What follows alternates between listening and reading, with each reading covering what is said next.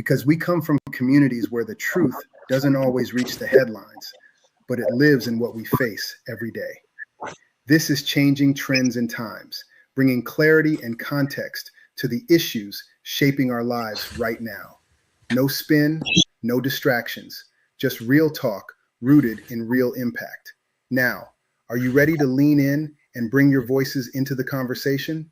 Then, allow me to introduce to you a man committed to asking the questions that matter and breaking it down so we all understand. Your host, Charles King. Good afternoon, ladies and gentlemen, and welcome to another episode of Changing Trends and Times, where today we will be doing part 3 of our medical series, that is healthcare in the underserved communities.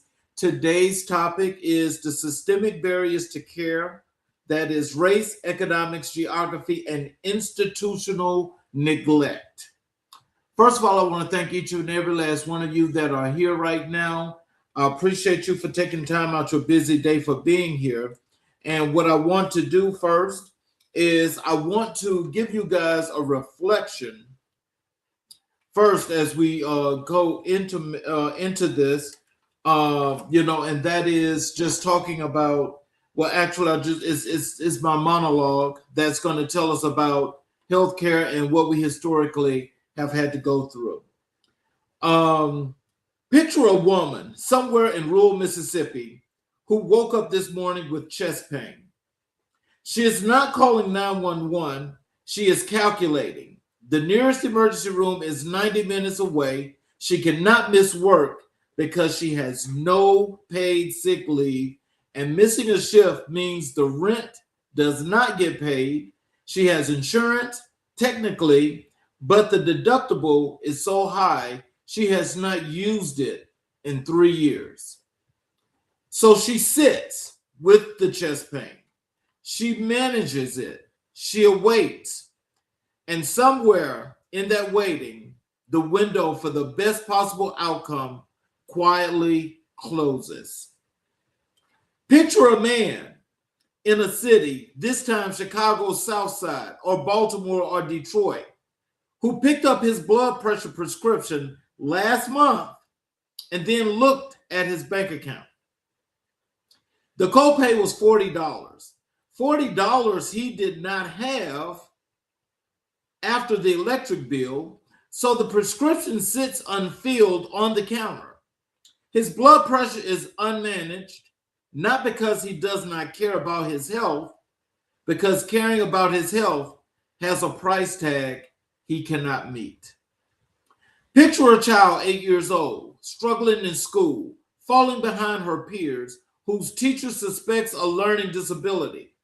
But her school district, chronically underfunded, does not have a school psychologist on staff, and her family, uninsured, cannot afford a private evaluation. So she moves through the grades labeled as a behavior problem instead of a child with an undiagnosed and treatable condition, a child whose trajectory was altered, not by her capacity, but by a system that could not see her. These are not tragedies or bad luck. They're not the result of personal failure or poor choices.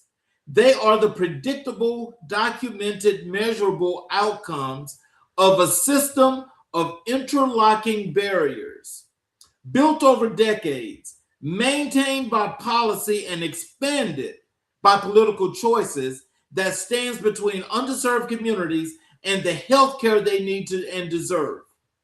Today on Changing Trends and Times, we name the wall, we examine it section by section, the insurance gap and the Medicaid coverage cliff, the economics of being sick while poor, the geography of healthcare deserts, both rural and urban, implicit racial bias in clinical settings, language barriers that turn a doctor's visit into a dangerous navigation exercise, environmental racism, and the deliberate sitting of toxins in communities of color, and compounding intersectional weight of all of these barriers operating simultaneously on the same human being. This is a policy episode. That means the stakes are political. Healthcare access is determined by who holds power, and who lives those power holders choose to prioritize. Every budget allocation, every Medicaid expansion vote, every hospital closure decision, these are choices made by elected officials, and the people who live with the consequences of those choices deserve to understand who made them and why.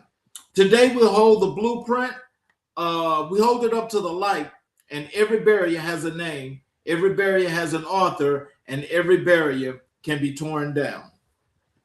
So let's go and let's talk about this architecture here, because there are so many people right now that are in underserved and marginalized communities that are really, especially those that are way out in rural urban areas, that cannot and do not have sufficient health care or facilities that are near them to help them. So let's start with the architecture of the system barriers. And, there's 7 things that I want to bring to your attention. The first is the insurance gap and who falls through. So let me just say this. We know that when people go to work, and most people say they want to take out the insurance because you need to take care of your family.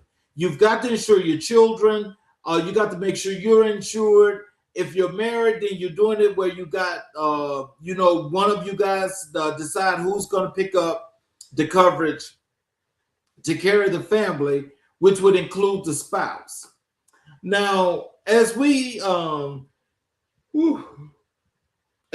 about this healthcare situation, the thing that's so important about it is that, one, when most people that are paid, that are in these, these jobs where you're making just over minimum wage, but you're also trying to take out this insurance to keep your family covered. Now, that is in itself a problem, and it's a problem because most people cannot afford to work that kind of job where you're being paid maybe $9-10 an hour. You're doing the family coverage for the insurance, and then you got to pay your rent, your utilities, you've got to buy food, you've got to prepare for miscellaneous, which you don't know what that's going to be. Now, let's just say there's husband and wife. One makes $10 an hour, one makes $15 an hour. Let's just say the husband is making them $15 an hour, and he's the one that's taking up the coverage for the family. The wife is doing the other part of basically having her check take care of the household. Now, they've got to be able to find somewhere, some kind of space in between in order to take care of the household. But they know that they got to have this insurance because they've got kids that are in the ages of 6 to 9. And so things happens with kids. Now, whether we talk about the short gap of this coverage, the gap is that they get they get you when it comes to the deductibles. And the deductibles are like very, very high, which causes a lot of people to not use the insurance, which means that there's no need to have the insurance. But if you don't have insurance, then you're going to get fined. So I want you to think about this. If you're in a place like in most southern states do not, and they are not a part of the exchange where the medical exchange goes to where every state has to put their part into the bucket. When every state is a part of that exchange and they putting their part into the bucket, that means that when the people in those states use their health care benefits, the premiums are very low. They're very low.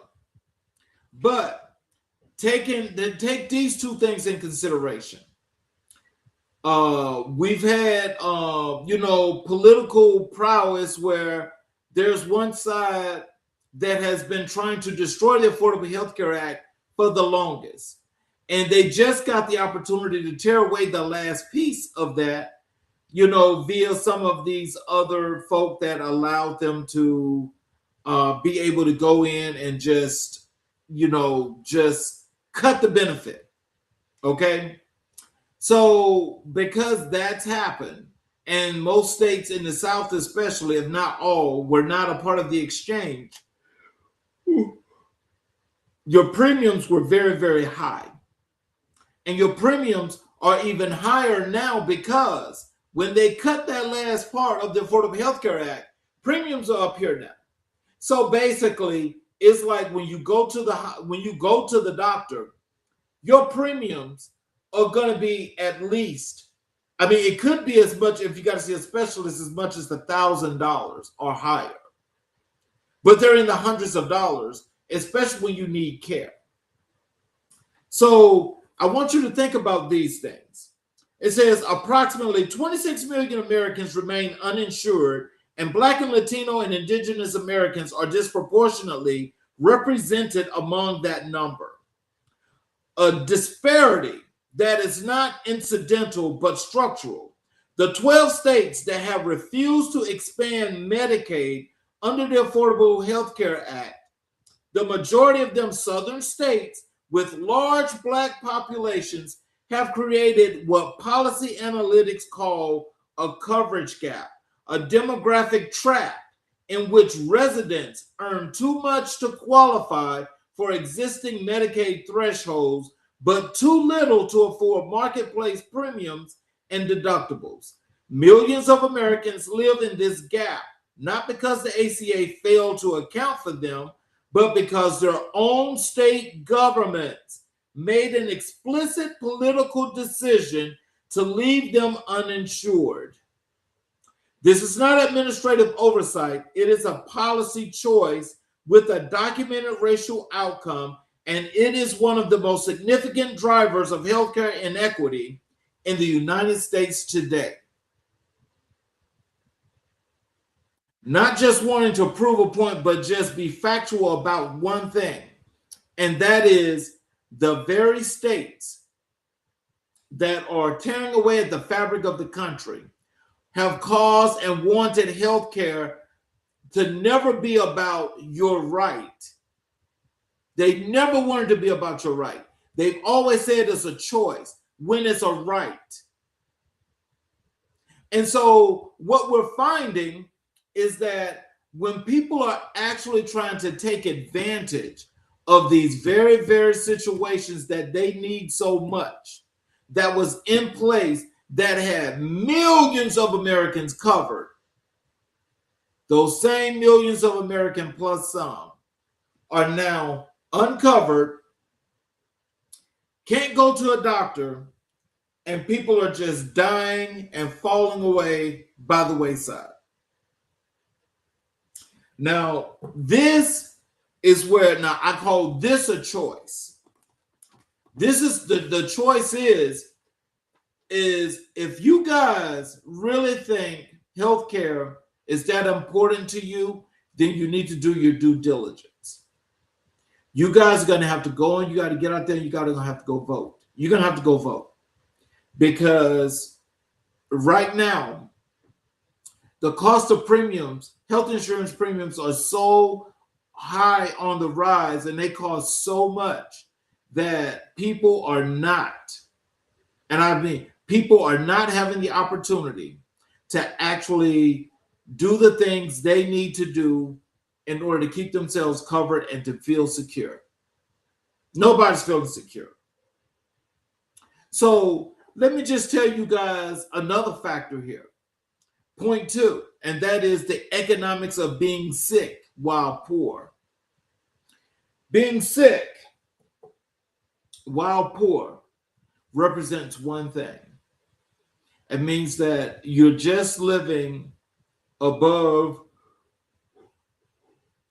you're living just above the poverty line, but not just being above the poverty line, you're still having to pay. And it costs so much for you to go to a doctor, to be seen, to be taken care of, because you can't afford it. And now they've made it. Now I'm talking about this administration, up in this Congress and this Senate. They now have made it impossible for people to bankrupt or get rid of medical bills. That's no longer the case.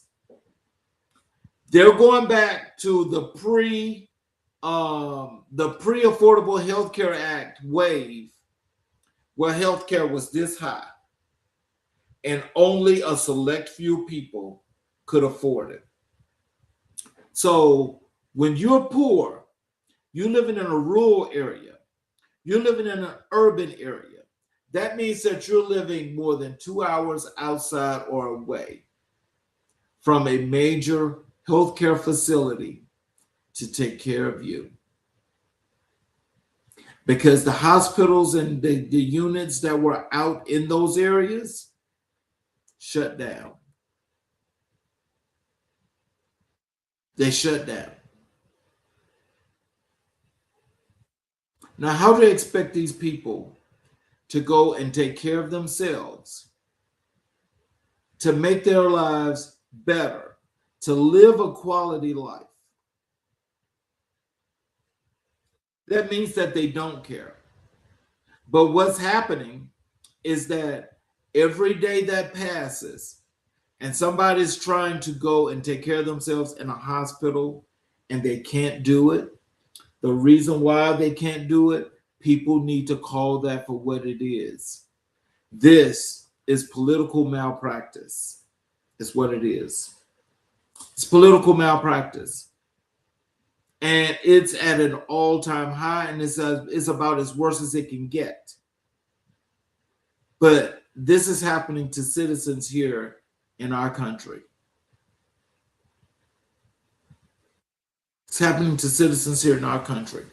So let me just give you the in-depthness of this. For low-income and working-class families, healthcare is not a budget line item. It is an impossible calculation performed in real time against rent, utilities, childcare, and food. High deductibles, co-payments, and out-of-pocket maximums, even for patients who technically have insurance, function as a financial barrier that drive poor and working-class patients away from preventive care and into emergency rooms where they arrive later, sicker, and at a greater cost to themselves and to the system.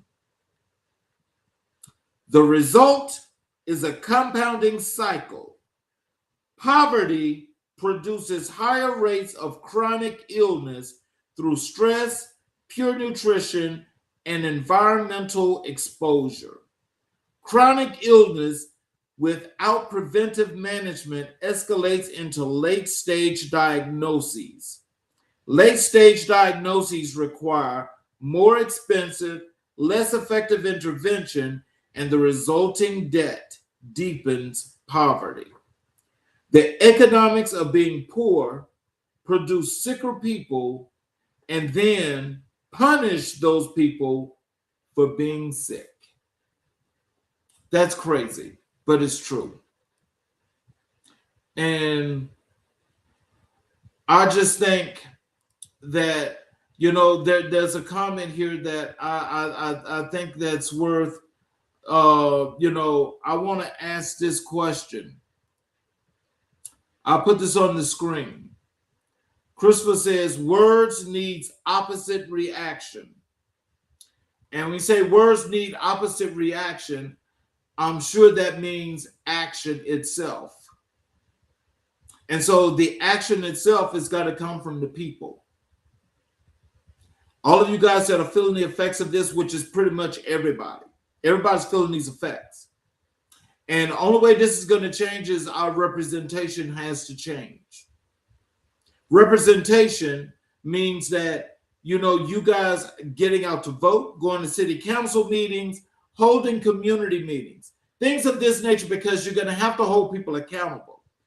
At this rate, and where things are going now in healthcare, with premiums being as high as they are, it is virtually impossible. And I'm just going to say it, put it in this perspective so you can understand this. We're now in the month of August. Today is August 1st, okay? The 8th month of the year. So that means that as we get closer to the end of this third quarter, that means that we don't have that many months. We do not have that many months before we get to the end, right? There's no way we're going to change this in 4 months. There's no way. It's not going to happen. But what does help is going to the polls and voting in November and getting all of those people out of there that contributed to this pain on each and every individual here in this country. That's how you remedy that. That's how you remedy that. You're going to have to get out there and you're going to have to go and vote, because I'm telling you, healthcare is about to go to a whole new level. And that level that is heading to is that even those that supposed to, quote unquote, that have more of a decent job that's above the poverty level, they're feeling those effects right now as well. But that's going to get even worse. And so what we're looking at pretty soon is that the haves and the have-nots. That's what we're looking at. We can't have that. We've got to do something about this. So my next point is, as I was mentioning earlier, geographic isolation, rural and urban healthcare deserts. Healthcare deserts exist in both rural and urban America, though the causes and contours differ. In rural areas, the closure of more than 140 hospitals since 2010, driven by financial pressures, Medicare reimbursement policies, and consolidation, has left entire counties without emergency care, primary care, or obstetric services. Physician shortages in rural regions are acute. The Health Resources and Services Administration designates thousands of rural areas as health professional shortages, as shortage areas. So in other words, they're saying those areas, there's just a shortage. There's no need to have those facilities there, and that for those people, if they're going to need this care, that means they need to come into the city.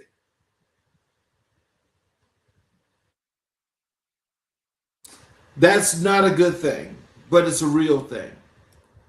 And this is one of those areas, that I think things has to definitely change, and it has to definitely get better. But this again is what has to be done by the people in order to make this change. The next thing is the implicit bias in clinical settings.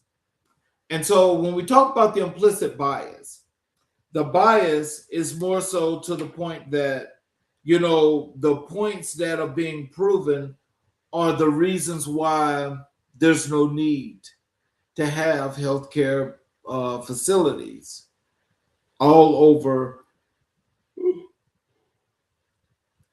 particular cities and states and their counties that are out in rural areas. That doesn't make sense. That does not make sense. So what has to happen is that as they're doing this, people need to, scream to the mountaintop or some kind of way. You're going to have to make you're gonna have to get these things to be focused on and let people know that you guys need healthcare facilities when you're out in one of those rural and urban areas. You see, advocacy is always good, but having those that are affected most makes it even better. So, therefore, the combination of the unity is what you're looking for. Decades of peer-reviewed research documents that implicit racial bias materially affects clinical decision making with consequences that are measurable and in many cases fatal. Black patients are statistically less likely to be referred to cardiac catheterization and less likely to receive adequate pain management.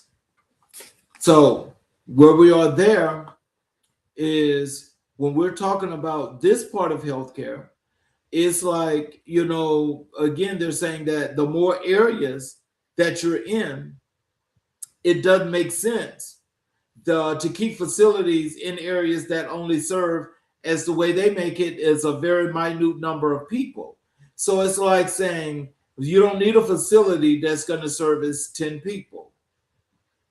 If you're going to have if you're going to have services, you need to have hundreds of thousands of patients. It's primarily what this is, the way this is being written up, and it's also the way um, they're saying that this is supposed to work. Give me 1 second here. So at any rate, I'll just tell you this. When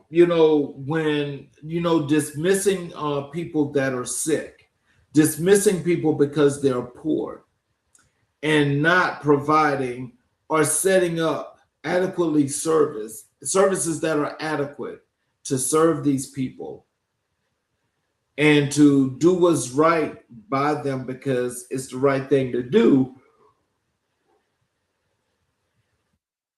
they are still taking away the very things that the people out in these areas need the most. They're still taking them away. And that is the one thing that I don't know, I guess it's kind of hard to explain this in the way in which it's needed. But what I am going to tell you is this, is that for those of you that live in those areas, I definitely would love to hear more something from you. Because, this only makes the most sense. To me, it does. So let's talk about language and cultural barriers and the incompetence. With most people, when you're going into hospitals, especially emergency rooms, there's a barrier there, the language barrier. The language barrier is there, and it's there because the people that are going into these facilities for services, one, when they act as though if they're not understanding what if they're speaking language, and most likely this is like immigrants that I'm referring to, then these people, have more than a right, to be seen. But it's like there are some places that always throw up the barrier of language and keep these people out. Not a good thing. Not a good thing at all. So I just think that, we all have to get to the point of where we're actually paying our dues, but also we're living as best as we possibly can. And it's just unearthly to believe that this kind of discrimination still takes place.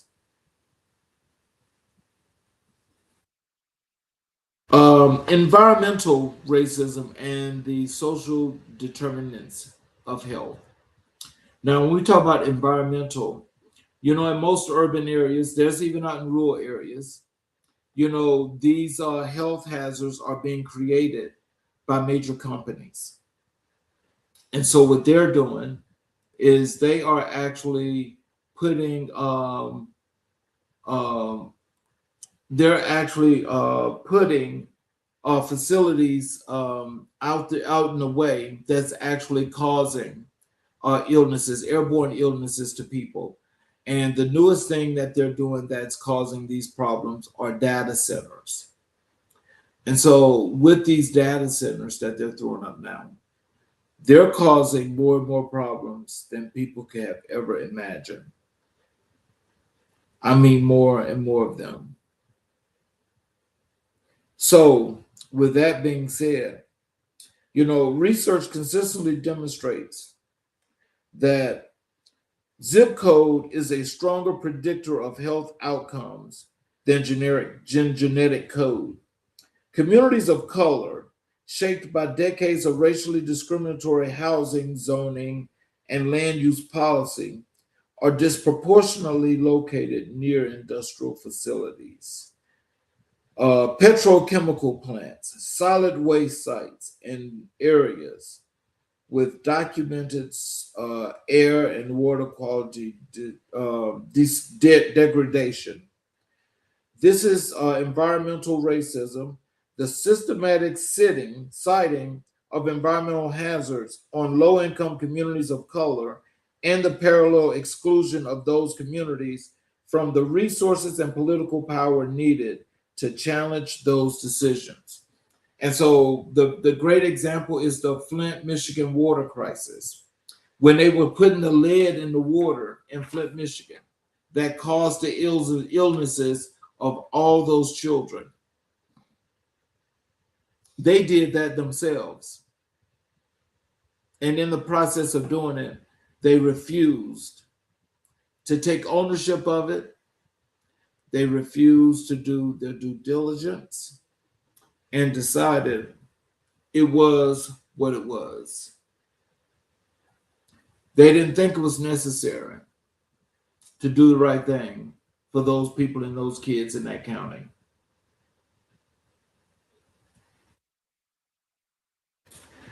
What this is saying to me, and what it should be saying to each and every last one of us, is that when we're talking about folk that are sitting here and they are intentionally polluting areas, air, and whatever else that leads to quality of life, and this is done with intention, no one's being held accountable for it, and they may call it out. Why are we not doing the due diligence to protect citizens that are citizens of this country?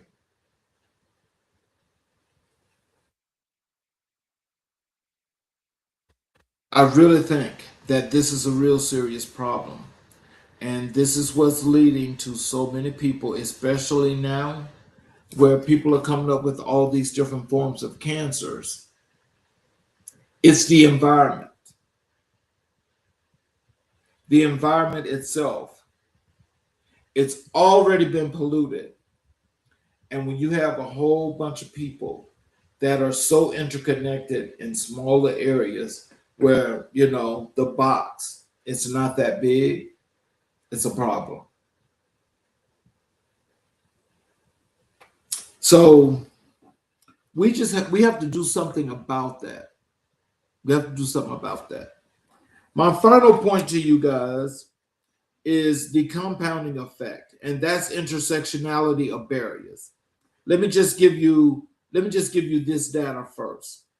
No barrier in this framework operates in isolation. The architecture of systemic exclusion is not a single wall It is a system of interlocking walls reaching where each reinforcing the others, each multiplying the force of every other barrier the individual faces. Consider a Black woman in rural Mississippi.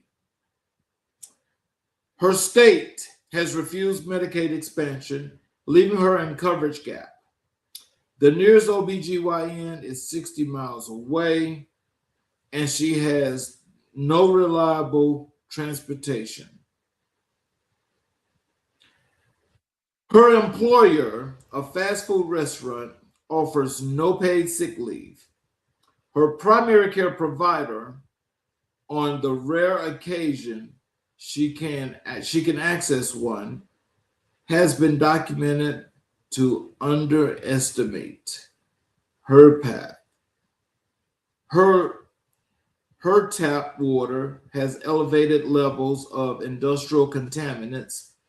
These barriers do not add up together linearly. They compound, they interact, they produce outcomes that no single intervention, no single policy change can resolve in isolation. Systemic barriers demand systemic solutions. This is not a talking point, it is a mathematical reality. That reality is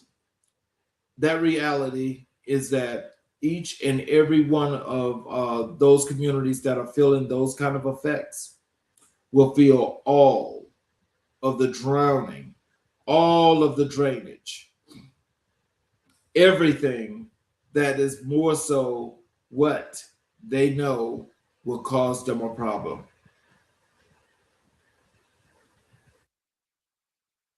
But yet and still, most don't say anything either. So that's not like two wrongs make a right. But what that is that, when people are paying their tax dollars, they deserve the worthiness of like any other citizen in whatever city, county, and state you're living in. Treating them different doesn't make it better, it makes it worse. So what I want you guys to understand as we went through those 8 points is this. Most of you have health care. That's a good thing. Most of you are paying high premiums, which is a horrible thing. Most of you are trying to protect your family, which is a great thing. Most of you are trying to protect yourselves. That's a good thing. But for those that are trying to take healthcare away, that's a bad thing. And they're doing it by any means necessary. And people are still voting these people into office.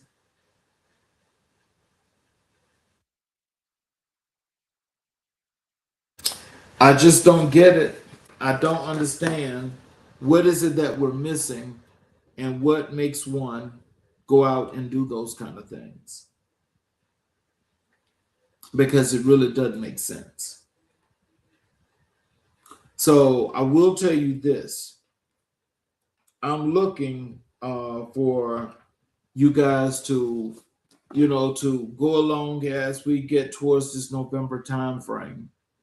And I'm just going to ask and hope that you guys get out and go vote, make your voices heard, and do what you have to do. Because where we are right now, we're at a point that it seems as though if nothing is going to happen right or correctly when it comes to doing what's right by the people, for the people. Let's do what we got to do, everybody. Let's go out and let's go vote, and let's change this thing. We will see you guys next Saturday for the final episode of Healthcare in the Underserved Communities. I will have an advocate as well as a guest that's going to talk more about lived experience as well as the advocacy work that he does. So, in closing, if this episode felt heavy, it should have. We covered a lot of ground today: insurance gaps and Medicaid exclusion by policy design, the economics of poverty that turn a copay into an impossible choice, rural hospital closures that leave entire counties without emergency care. Urban, urban neighborhoods hollowed out by consolidation and disinvestment. Implicit bias that turns a doctor's exam into a site of harm. Language barriers can predetermine the outcome of many, many lives. Ladies and gentlemen, I want you all to please do what's necessary to make sure that you're trying to protect your family as best as possible. Insurance premiums are very, very, very high. And with those premiums being as high as they are, they're going to cause many, many problems. And so the problems that this is going to cause are things that are going to be affecting so many people. And so my suggestion is that, think about and talk with your family about an enormous amount of things when it comes to healthcare, because you can't just tell somebody, okay, well, we mysteriously don't want you to be sick today. That doesn't work like that. But everybody's going through something when it comes to healthcare. And I want you guys to know that what you're going through is nothing new, but we got to do something about that, though, because we've got to change it.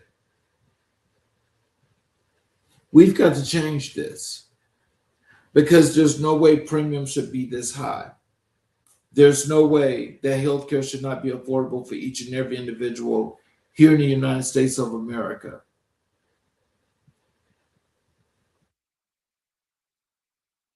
People that live north of me, up around the entire New England area, and that's northeast, going all the way back across the northwest.